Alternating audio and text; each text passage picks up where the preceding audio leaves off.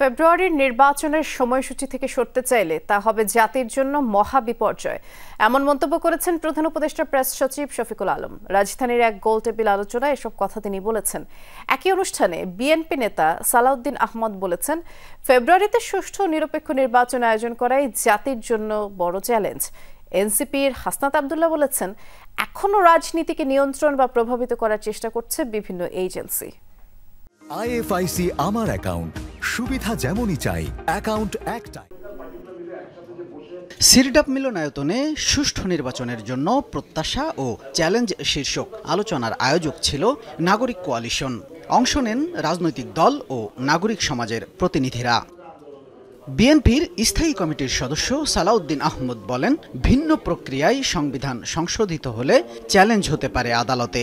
দেশ ও গণতন্ত্রের স্বার্থে রাজনৈতিক দলগুলোকে সমঝোতায় পৌঁছানোর আহ্বান জানান তিনি। আমরা এমন কোনো উদাহরণ সৃষ্টি হতে দিতে চাই না যেটা জাতির সামনে একটা উদাহরণ হয়ে থাকবে যে এইরকম একটি প্রক্রিয়ার মধ্য দিয়ে সংবিধান সংশোধনী হওয়া যায়, যেটা পরে একটু উপযুক্ত আদালতে চ্যালেঞ্জ হবে।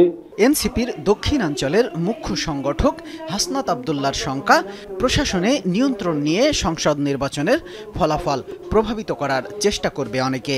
জুলাই সনদ এবং দৃশ্যমান বিচার ও লেভেল প্লেয়িং ফিল্ড নিশ্চিত করেই নির্বাচনে যেতে হবে, এ দাবি জামাত মুখপাত্রের। আমরা এখনো পর্যন্ত দেখছি যে বিভিন্ন এজেন্সি, সরকারি এজেন্সি বিগত সময়ে যেভাবে রাজনীতিকে নিয়ন্ত্রণ করার চেষ্টা করেছে, এখনো পর্যন্ত করছে। দেশের প্রতি, জনগণের প্রতি যদি দায়িত্ববোধ দিয়ে আমরা কাজ করি, আমার ধারণা ইনশাআল্লাহ আমরা একটা সুষ্ঠু নির্বাচন উপহার দিতে পারি। অন্যান্য রাজনৈতিক দলের নেতারা বলেন, রাজনৈতিক দলগুলোর সাথে আলোচনা করে নির্বাচনের ঘোষণা দিলে সমালোচনা কম হতো। নির্বাচনকে, ফেব্রুয়ারি নির্বাচনকে লক্ষ্যে 24টা গুরুত্বপূর্ণ কাজ তারা সম্পন্ন করবেন। আমরা দেখতে চাই শুধু ঘোষণা নয়, কাজের মধ্য দিয়ে নির্বাচন কমিশন তাদের এই নির্বাচনের তারা যে রোডম্যাপ ঘোষণা করেছেন, এটাকে তারা বাস্তবায়িত করবেন। আমাদের খুব প্রত্যাশা ছিল শেখ হাসিনার সাথে সাথে ফ্যাসিবাদের পতন ঘটানো, কিন্তু এই সরকার ওই ফ্যাসিবাদের যে সেটআপ পুরোপুরি এখনো পর্যন্ত রেখে দিয়েছে। প্রধান উপদেষ্টার প্রেস সচিব শফিকুল আলম বলেন, সরকার নির্বাচনী প্রক্রিয়ায় কোনো পক্ষপাতিত্ব করবে না, আইন শৃঙ্খলা বাহিনীও নিশ্চিত করবে সর্বোচ্চ নিরাপত্তা।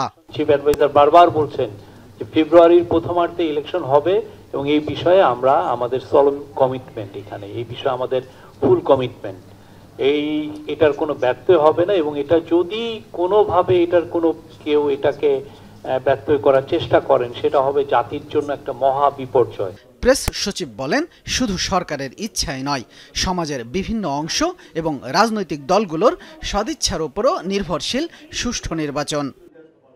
শামীম রেজা, যমুনা নিউজ, ঢাকা।